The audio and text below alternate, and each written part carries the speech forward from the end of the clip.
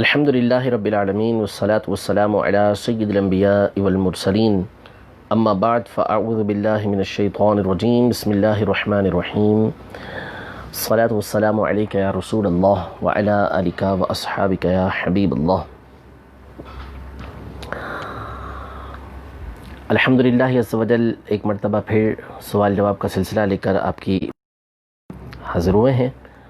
آپ سے کچھ دیر پہلے الحمدللہ عز و جل مدنی چینل کے پیج پر درس بخاری شریف کا سلسلہ شروع ہوا۔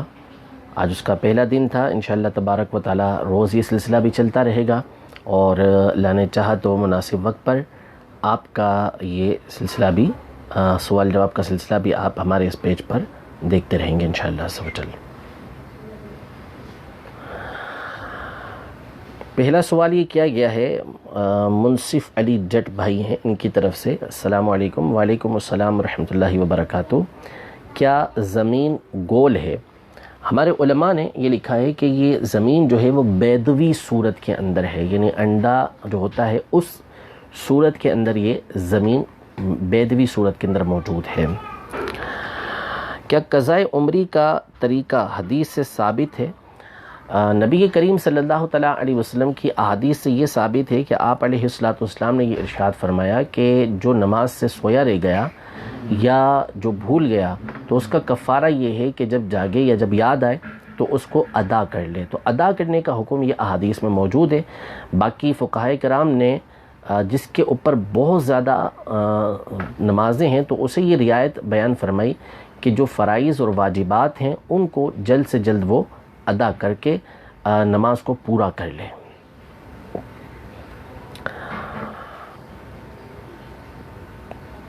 کیا جنابت کی حالت میں کھا پی سکتے ہیں؟ یعنی اگر کسی کے اوپر غسل فرض ہے تو کیا کچھ کھا پی سکتے ہیں؟ تو اس کا طریقہ یہ ہے کہ پہلے آپ ہاتھ دھو لیں، ہاتھ دھونے کے بعد کلی کر لیں۔ کلی کرنے سے مراد اچھی طریقے سے منہ کے ہر حصے میں پانی پہنچا دیں۔ اس کے بعد اگر آپ کچھ کھانا پینا چاہتے ہیں تو کھائیں پئیں۔ اس سے پہلے کھانا پینا یہ مکروہ ناپسندیدہ کام ہے۔ بہتر ہے کہ وضو کر لیں، اور اس سے بہتر ہے کہ آپ غسل کر لیں، پھر اس کے بعد کھائیں پئیں۔ لیکن اگر ہاتھ دھو لیا اور منہ اچھی طریقے سے کلی اچھی طریقے سے کر لی تو اس صورت میں کھا پی سکتے ہیں۔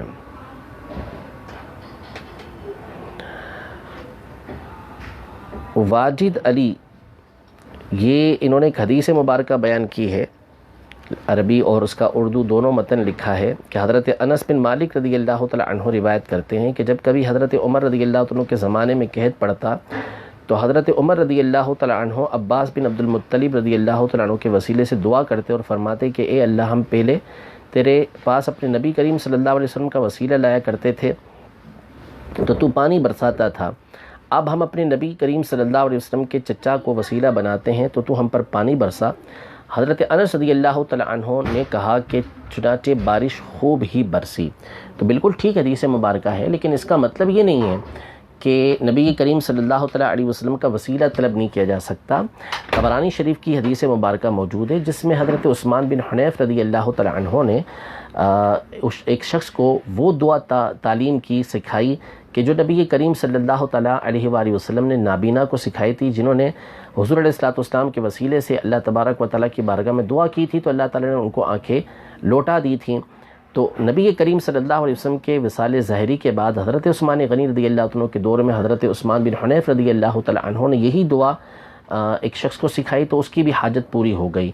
حضرت عمر رضی اللہ تعالیٰ عنہ کے اس فعل کو علماء نے اس انداز میں بیان کیا ہے کہ مقصد یہ ہے کہ اللہ تبارک و تعالیٰ کی بارگاہ میں ہر نیک شخصیت کا وسیلہ یہ پیش کیا جا سکتا ہے۔ ایسا نہیں کہ صرف اس کا وسیلہ پیش کیا جائے کہ جو ظاہری حیات کے ساتھ موجود ہو، بلکہ جو دنیا سے رخصت ہو چکے ان کا وسیلہ بھی پیش کیا جا سکتا ہے، نبی کریم صلی اللہ علیہ وسلم کا وسیلہ بھی پیش کیا جا سکتا ہے، اور حضور علیہ السلام کے علاوہ دیگر کا وسیلہ بھی اللہ تعالیٰ کی بارگاہ میں جا سکتا ہے۔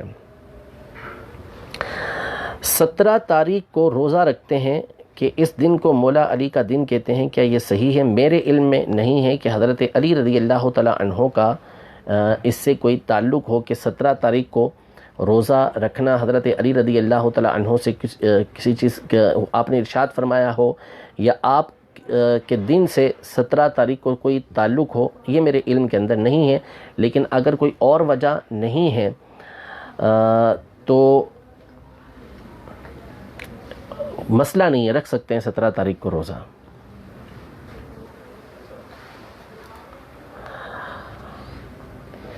رات مدنی مذاکرے میں امیر علیہ سنت کے اذان کی دلیل میں آپ نے ابن عمر کی روایت بیان کر کے فرمایا تھا کہ سنت میں فرق نہ آئے تو اضافہ کیا جا سکتا ہے۔ تو اگر کچھ لوگ اس بات سے دلیل لیں کہ ہم اصل کلمہ لا الہ الا اللہ محمد رسول اللہ کو نہیں تبدیل کرتے مگر آگے اضافہ کرتے ہیں تو یہ کیا ٹھیک ہوگا؟ دیکھیں، ہمارے علماء نے یہ ارشاد فرمایا کہ اذان سے پہلے درود پاک اس انداز میں پڑھا جائے کہ جس کے ذریعے وہ اذان کا جز معلوم نہ ہو، یا تو آہستہ آواز رکھیں یا ان کے درمیان فرق کر دیں تاکہ اذان اور درود پاک کے درمیان یہ فرق ہو جائے۔ یعنی جو چیز جس طرح نبی کریم صلی اللہ علیہ وسلم نے سکھائی تھی اس کے اندر تبدیلی واقع نہ ہو۔ یہ جو کلمے کے اندر اس طرح کا اضافہ کر دیتے ہیں تو یہ اصل کلمہ ہی کو تبدیل کر دیتے ہیں، یہ کلمے کا اس کو جز بنا دیتے ہیں، تو یہ جز بنا دینا یہ درست نہیں ہے۔ جیسے علی وصی اللہ اور وصی رسول اللہ اس طرح کے الفاظ یہ بڑھا دیتے ہیں، تو پھر کوئی آگے کل حضرت عمر رضی اللہ عنہ کا نام بڑھائے گا، حضرت ابوبکر رضی اللہ عنہ کا نام بڑھائے گا، تو وہ اصل میں کلمے کا جز بنا رہے ہوتے ہیں، بالکل اس کو پورا کلمہ اسی کو قرار دے رہے ہوتے ہیں، تو یہ طریقہ کار ٹھیک نہیں ہے۔ یہ اصل چیز کے اندر تغیر اور تبدل پیدا کرنا ہے، اور جہاں اصل چیز نبی کریم صلی اللہ تعالیٰ علیہ وسلم کی سنت اٹھ جائے گی تو وہ عمل کرنے کی اجازت نہیں ہوتی۔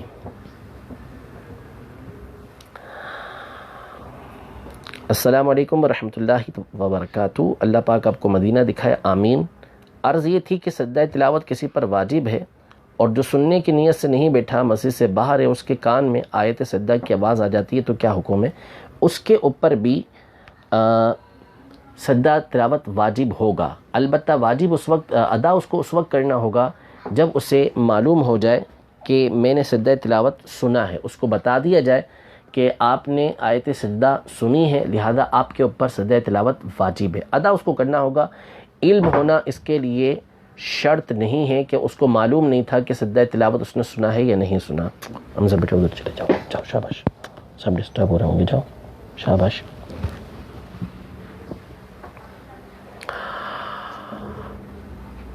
بخاری شریف آپ اسی طرح مکمل پڑھائیں تو مدینہ مدینہ، اللہ کرے کہ ایسی صورت بن جائے، ویسے مشکل امر ہے، جتنا ہو سکے گا انشاءاللہ تبارک و تعالی اسے بیان کریں گے۔ عمیر شاہد بھائی ہیں، وعلیکم السلام ورحمۃ اللہ وبرکاتہ، کیا سجدے میں جس سے سبحان ربی الاعلیٰ کا تلفظ صحیح ادا نہ ہوتا ہو وہ کیا 3 بار سبحان اللہ کہہ سکتا ہے سجدے میں؟ اگر واقعی اس سے ادا نہیں ہوتا سبحان ربی الاعلیٰ تو اسے پہلے تو چاہیے اچھی طریقے سے سیکھے، اگر سیکھنے کے باوجود ادا نہیں ہو رہا تو ٹھیک ہے، پھر سبحان اللہ وہ پڑھ سکتا ہے۔ پاک ناپاک کپڑے گھر والوں نے ساتھ دھو لیے، کیا اب کپڑے پاک تصور ہوں گے؟ جیسے دھوبی کو ناپاک کپڑا دیا اور دھل کر آ گیا تو پاک مانا جاتا ہے؟ دیکھیں، دھوبی میں مسئلہ یہ کہ وہاں پہ آپ کو پتہ نہیں ہے کہ وہاں پاک اور ناپاک کپڑے ایک ساتھ دھوئے گئے ہیں یا نہیں دھوئے گئے، اور طہارت اصل ہے، جبکہ گھر کے اندر جب کہ پتہ ہے کہ ناپاک کپڑوں اور پاک کپڑوں کو ساتھ ملا دیا گیا ہے تو معلوم ہونے کی صورت میں تو پھر وہ ناپاک قرار پائیں گے، سارے کے سارے ناپاک ہو جائیں گے۔ ہمارے ہاں مسجد میں سورہ تغابن کی تلاوت ہوتی ہے مسجد کے لاؤڈ اسپیکر پر، تو آواز دور دور تک جاتی ہے، تو کیا اس کا سننا ضروری ہے؟ سننا ضروری بھی نہیں ہے اور اس طریقے سے تلاوت کرنی بھی نہیں چاہیے۔ تلاوت کرنی ہے تو مسجد کے اندر اندر ہی کریں۔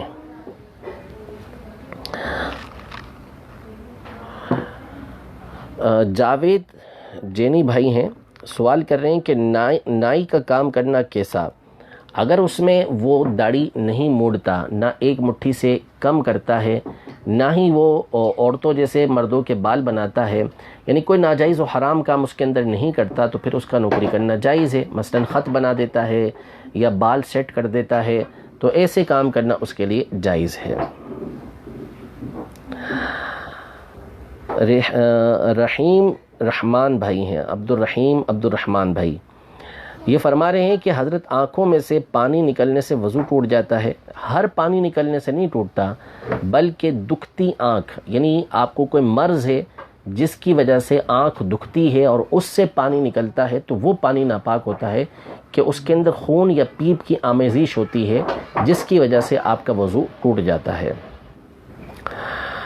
محمد ارسلان بھائی ہیں، سوال کر رہے ہیں کہ مفتی صاحب غسل میں کلی کرنا بھول جائے تو وہ کیا کرے؟ وہ کلی کر لے جب اس کو یاد آئے، اور اگر کلی کیے بغیر اس نے نمازیں پڑھنی تھی تو ان نمازوں کو دہرانا ہوگا۔ کیا حاملہ عورت فرض روزے چھوڑ سکتی ہے؟ بلا ضرورت نہیں چھوڑ سکتی۔ اگر تو اس کی یا اس کے بچے کی جان کو اندیشہ ہے کہ روزہ رکھنے کی وجہ سے اس کی تکلیف بہت زیادہ بڑھ جائے گی، اس کے بچے کی جان کو خطرہ ہو جائے گا، تو اس صورت میں وہ روزہ چھوڑ سکتی ہے، بعد میں اس روزے کی قضا اس کو کرنا ہوگی۔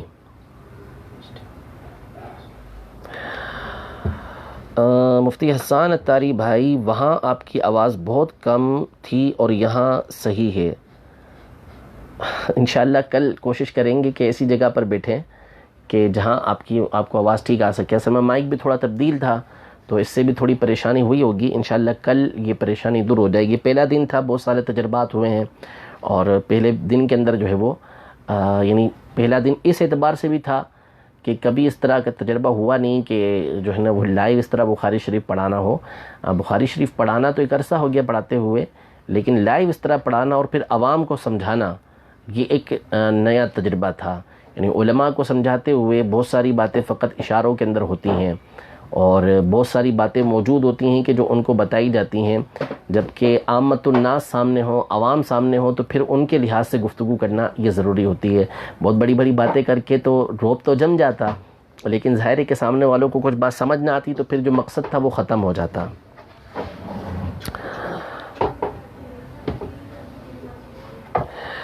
فیاض عباس بھائی ہیں، پوچھ رہے ہیں کہ کیا صحابہ کرام علیہم الرضوان اور اہل بیت اطہار کو معصوم کہا جا سکتا ہے؟ جی نہیں، معصوم وہ ہستی کہ جس سے شرعاً گناہ ہونا یہ محال ہو جائے، محال شرعی ہو گناہ ہونا، تو اس ہستی کو معصوم کہا جاتا ہے، اور یہ صرف اور صرف انبیاء کرام علیہم السلام اور ہیں کہ جن سے شرعاً گناہ نہیں ہو سکتا، یہ معصوم ہیں۔ باقی یہ حضرات محفوظ ہیں کہ گناہ کرتے ہیں، اور اللہ نہ کرے اگر کبھی ان سے گناہ ہو جائے بتقاضۂ بشریت، اس گناہ یہ ثابت نہیں دیتے، بلکہ فوری اللہ تبارک و تعالیٰ کی بارگاہ میں توبہ کر لیتے ہیں۔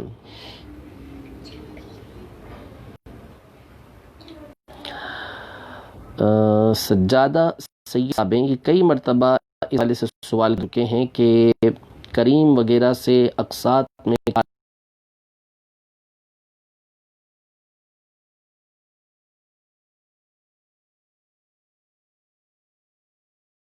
اوپر وہ آپ کو کار دیتے ہیں، ان شرائط کو دیکھ کر پھر آپ بیان کیا جا سکے گا کہ وہاں سے اقساط پر کار لینا درست ہے یا نہیں۔ مجھے تو یہ بھی نہیں معلوم کہ وہ اقساط پر کار دیتے ہیں یا نہیں دیتے، اور دیتے ہیں تو ان کی شرائط کیا ہوتی ہیں۔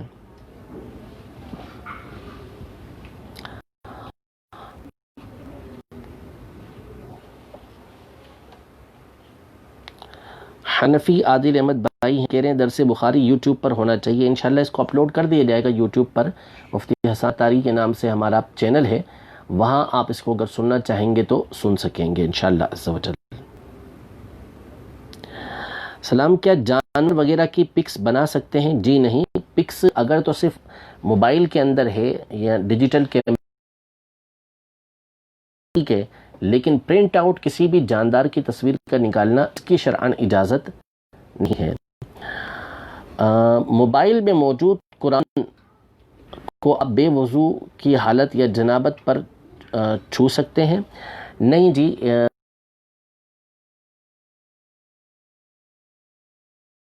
اگر شو ہو رہا ہے، شو ہونے کی صورت میں علماء کا اختلاف ہے کہ یہ قرآن پاک کہلائے یا نہیں کہلائے گا۔ بعض علماء کہتے ہیں کہ یہ صرف اور صرف شعائیں ہیں، ان کو چھونا یہ جائز ہے۔ بعض علماء کہتے ہیں کہ یہ قرآن ہی کہلائے گا، لہذا کو نہیں چھوئیں گے بے وضو، تو لہذا بہتر یہی ہے کہ اس حالت کے اندر اس کو آپ براہ راست اسکرین کو ٹچ نہ کریں، وضو کر کے ہی اس کو ٹچ کریں۔ محمد ارشد محمود صابر بھائی ہیں، کہہ رہے ہیں میرے سوال کا آپ جواب نہیں دیتے۔ حضرت ایسا نہیں ہے، جو سوال سامنے آتا جاتا ہے اس کا جواب دیتا جاؤں۔ مومن اور مسلمان میں کیا فرق ہے؟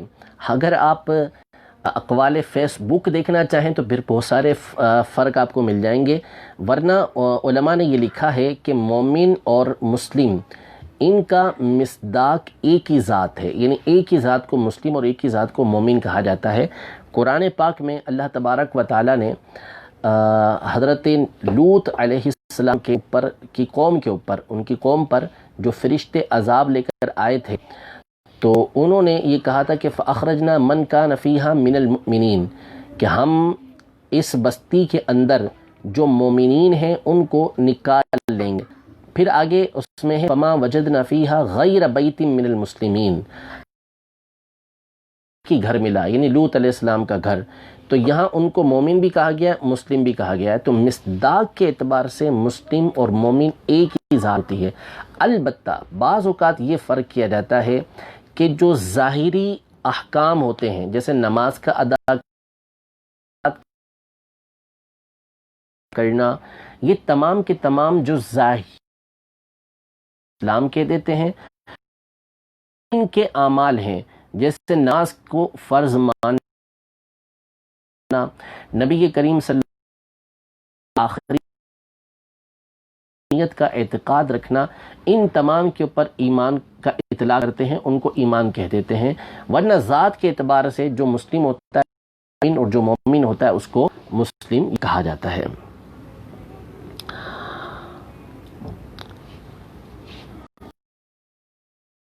پڑھنے کا ذکر قرآن میں، جی بالکل، قرآن پاک میں اللہ تبارک و تعالی نے ارشاد رسول اللہ اسوۃ حسنہ، تمہارے لیے رسول اللہ کی زندگی کے اندر بہترین نمونہ موجود ہے۔ اطیعوا اللہ واطیعوا الرسول، اللہ کی بات مانو، رسول کی اطاعت کرو۔ وما آتاکم الرسول خذوہ وما نہاکم، کہ جو تمہیں رسول دیں تو اسے لے لو، اور جس چیز سے منع کریں اس سے رک جاؤ۔ تو سنتوں کا حکم نبی کریم صلی اللہ علیہ وآلہ وسلم نے ارشاد فرمایا ہے، پر عمل کرنے کا، آپ کے طریقہ کار پر چلنے کا حکم دیا گیا ہے۔ بدھ کے دن سفر کرنا کیسا جائز ہے؟ بدھ کے دن سفر کر سکتے ہیں۔ جمعے کی اذان کا جواب دے سکتے ہیں۔ پہلی جو اذان ہوتی ہے اس کا جواب تو دے سکتے ہیں، دینا چاہیے۔ دوسری جو اذان ہوتی ہے تو مقتدی اس کا جواب نہیں دینا چاہیے۔ دل میں جواب دینا چاہیں تو دے سکتے ہیں، زبان سے اس کا جواب نہیں دیں گے۔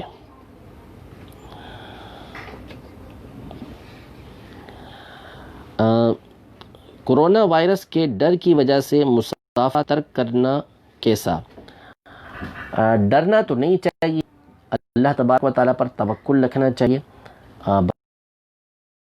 اگر کوئی کسی سے مسافہ نہیں کرتا تو مسافہ چاہے وہ کورونا وائرس کی وجہ سے نہ کرے یا ویسے ہی نہ کرے، دونوں صورتوں کے اندر مسافہ نہ کرنے کی وجہ سے وہ گنہگار نہیں ہوگا۔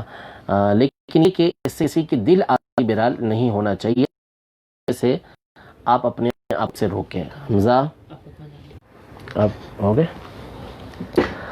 معذرت چاہتے ہیں، آج سگنل تھوڑے سے تنگ زیادہ کر رہے ہیں، انشاءاللہ کل سے دوسری جگہ پہ کریں گے تاکہ آپ کو پریشانی کا سامنا نہ ہو۔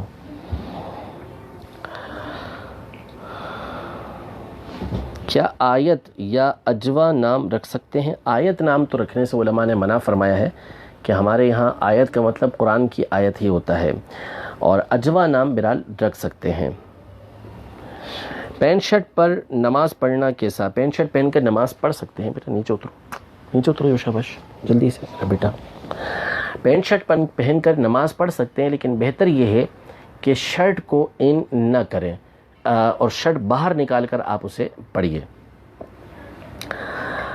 اگر امام صاحب نے نماز میں عذاب علیم کی جگہ علیم پڑھا تو کیا حکم ہے؟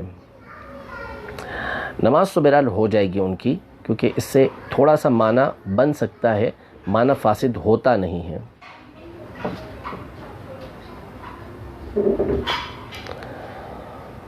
اگر کپڑوں کو کسی جگہ کسی جانور کا پیشاب لگ جائے تو کپڑے چینج کیے جائیں یا اسی کپڑوں کو تھوڑا پانی لگانا چاہیے؟ اگر آپ چاہیں تو اتنے ہی حصے کو دھو لیں جتنے حصے پر پیشاب لگا ہے، اور اگر چاہیں تو پورے کپڑے چینج کر لیں، لیکن پاک بہرحال اس کو ہر صورت میں کرنا ہوگا۔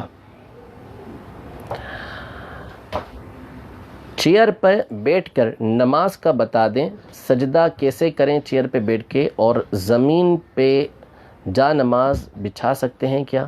زمین پر جا نماز بچھا سکتے ہیں، اس میں کوئی حرج نہیں ہے، اور اگر آپ زمین پہ سجدہ کر سکتے ہیں تو پھر اس صورت میں تو آپ پر لازم ہوگا کہ آپ زمین پر ہی سجدہ کریں گے، اس کے بغیر چارہ نہیں ہوگا۔ اگر آپ زمین پہ سجدہ نہیں کر سکتے اور کرسی پہ بیٹھ کے آپ نے سجدہ کرنا ہے تو پھر اس صورت میں جو اس کا طریقہ ہے وہ یہ ہے کہ آپ ہاتھ ادھر ہی رکھیں، تھوڑا سا جھکیں، اور جب سجدہ آپ کو کرنا ہو تو سجدے میں زیادہ جھکیں۔ بہت سے لوگ یوں ہاتھ کر لیتے ہیں اور پھر یوں کر کے یوں کرتے ہیں اور پھر سجدے میں یوں اور کرتے ہیں، یہ طریقہ کار ٹھیک نہیں ہے، ٹھیک ہے؟ جو طریقہ میں نے بیان کیا اس کے مطابق کریں۔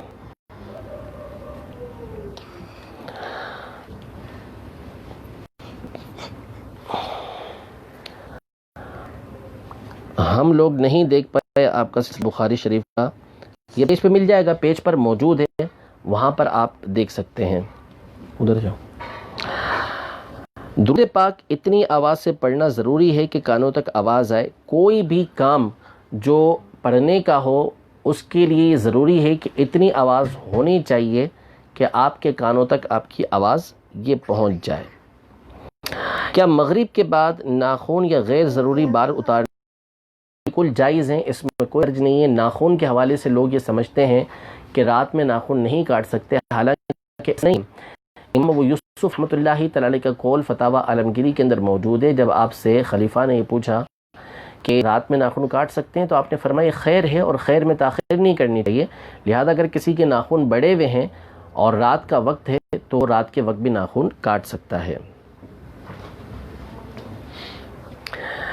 کیا چلتے پھرتے چائے پی سکتے ہیں؟ بہتر یہ ہے کہ بیٹھ کر ایک جگہ پر پئیں، لیکن اگر کسی نے چلتے پھرتے بھی چائے پی تو پھر اس صورت میں چائے پینے سے وہ گناہگار نہیں ہوگا۔ آپ نے مجھ سے کہا تھا میں تنگ نہیں کروں گا، کہا تھا نا، جاؤ ادھر، شاباش۔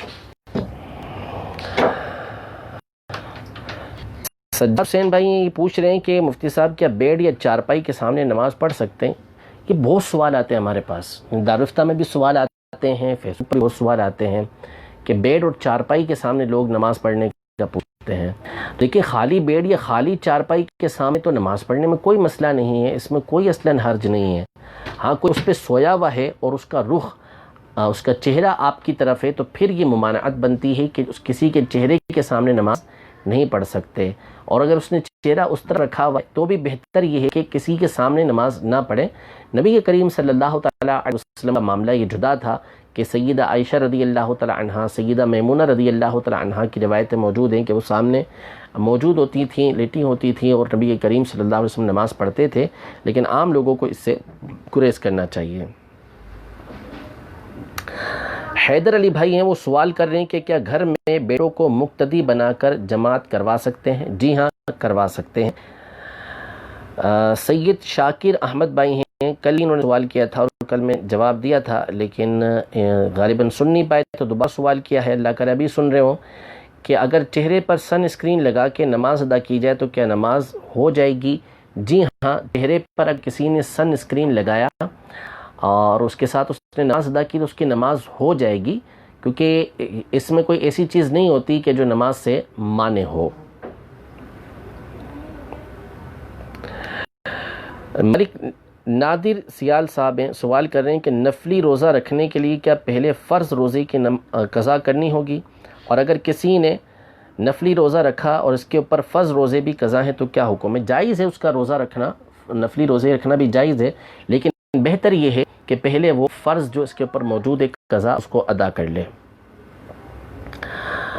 مغل تحقیر بھائی ہیں، یہ کہہ رہے میں مطالعہ کرتا ہوں پھر بھول جاتا ہوں، ایسا کیوں ہوتا ہے؟ کس طرح مطالعہ کرنا چاہیے اور مجھے مفتی بننا ہو تو کیا کروں؟ دیکھیں مطالعہ توجہ کے ساتھ کریں اور بار بار کریں، اس میں پریشان ہونے کی کوئی بات نہیں ہے کہ ایک آدھ مرتبہ 2-3 مرتبہ پڑھا ہوا بھول جائے۔ تو ایسے بے مثال اور مثل جو حافظ ہوا کرتے تھے وہ پہلے لوگوں کے ہوتے تھے، اور اب بہت نادر ایسا حافظ عام طور پہ اتنے نہیں ہوتے کہ ایک ہی دفعہ میں یاد کر کے سب کچھ یاد ہو جائے. بار بار پڑھتے رہیں، بار بار مطالعہ کرتے رہیں گے تو انشاءاللہ تبارک و تعالی یہ چیز آپ کو یاد ہو جائے گی. توجہ کے ساتھ پڑھا کریں. جب مطالعہ کریں تو اس وقت آپ کی ساری توجہ یہ جس چیز کو آپ پڑھ رہے ہیں اس کی طرف ہونی چاہیے. پرسکون ماحول کے اندر کوشش کریں کہ مطالعہ کیا کریں تو انشاءاللہ تبارک و تعالی آپ کو یہ چیزیں یاد رہیں گی. 2 کتابیں آپ دیکھ لیں. مطالعہ کی اہمیت یہ فیض احمد اویسی صاحب کا چھوٹا سا بابرکت رسالہ ہے، اس کا مطالعہ فرما لیں. اسی طرح المدینۃ العلمیہ کی کتاب حافظہ کیسے مضبوط ہو، اس کا آپ مطالعہ فرما لیں.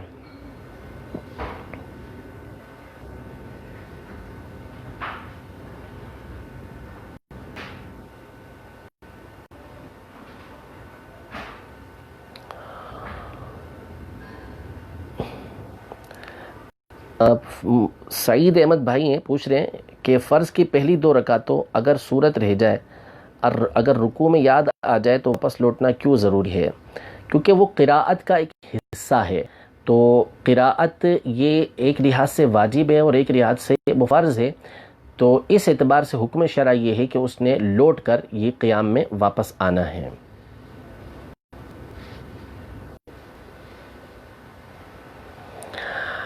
سوال عرض یہ ہے کہ ایک شخص نے ختم شریف میں کچھ پیسے ڈالے، اب جنہوں نے ختم دلانا تھا انہوں نے ختم نہ دلایا کسی وجہ سے، اور جن سے پیسے لیے تھے انہیں واپس کر دیے. اب جن کو پیسے واپس ملے ہیں وہ ان پیسوں کا کہاں استعمال کریں؟ کیا وہ ان پیسوں کو مسجد میں دے سکتے ہیں یا ذاتی استعمال میں لا سکتے ہیں، یا ان پیسوں سے ختم ہی دلانا ہوگا؟ اگر ان کو واپس کر دیے گئے ہیں تو ان کی مرضی ہے کہ جہاں چاہیں اس کو استعمال کریں. بہتر ہے کہ اللہ کی راہ کے اندر کسی اچھی جگہ پر اس کو خرچ کریں.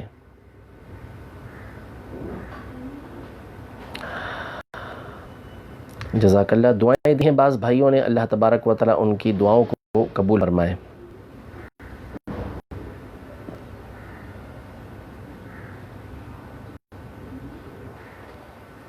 طلاق کا مسئلہ علی رضا تاری بھائی نے پوچھا ہے. یہ جو ہے وہ دارالفتہ سنت میں رابطہ کریں. اپنا مسئلہ ویسے ہی پیچیدہ ہے، بہت ساری ڈیٹیل لینا پڑے گی، اس کے بعد ہی جواب دیا جا سکے گا. مسعود کے بد مذہبوں کے بیانات کیا ایسا ہے؟ حرام ہے ایسا سننا، اجازت نہیں ہے. اصول حدیث کی سب سے پہلی کتاب ہے المحدث الفاصل.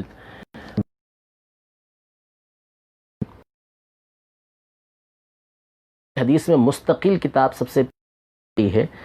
اس میں حدیث کے حوالے سے بہت سارے اصول بیان کیے گئے ہیں. ایک بد مذہب ہوتے ہیں،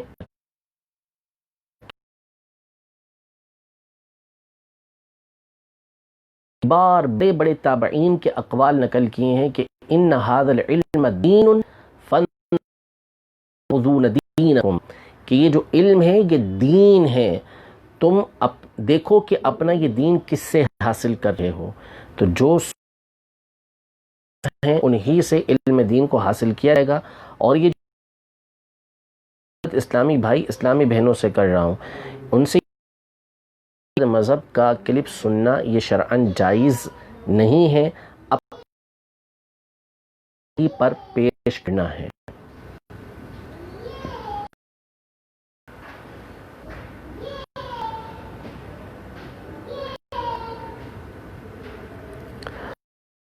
کاشی بھائی ہیں، یہ سوال کر رہے ہیں کہ نماز تراویح میں آخری 10 صورتیں پڑھ سکتے ہیں؟ اگر بستی کے اندر ختم قرآن ہو جاتا ہے، مسجد کے اندر ختم قرآن ہو جاتا ہے تو سنت موقدہ تو ادا ہو جائے گی.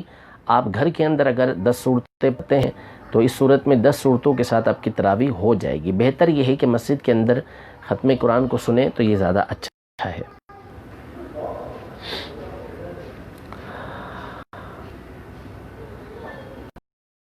عمیر راجپوت بھائی ہیں، وظیفہ پوچھ رہے ہیں. اللہ تعالیٰ آپ برکت عطا فرمائے، نیک صالح اولاد عطا فرمائے. دعوت اسلامی کی ویب سائٹ پر روحانی علاج والوں سے رابطہ فرما لیں. زہیب حسین بھائی یہ سوال کریں ہیں کہ جمعے کے دن اگر ایک مسجد میں خطبہ ہو گیا ہے تو دوسرا خطبہ اس مسجد میں دے سکتے ہیں دوسری جماعت کے ساتھ؟ اس سے امام اہل سنت رحمۃ اللہ تعالی علیہ نے فتاوی رضویہ شریف کے اندر منع فرمایا ہے. شاہ رخ بلوچ بھائی ہیں، پوچھ رہے ہیں کہ بخاری شریف میں نیت کے بارے میں حدیث کتنی بار آئی ہے؟ انما الاعمال بالنیات والی جو حدیث ہے وہ تو خاص امام بخاری نے تقریباً 7 مقام پہ لکھی ہے، لیکن اس کے علاوہ نیت کی طرف رہنمائی کرنے والی بہت ساری حدیثیں یہ بخاری شریف کے اندر مختلف معنی کے اندر موجود ہیں۔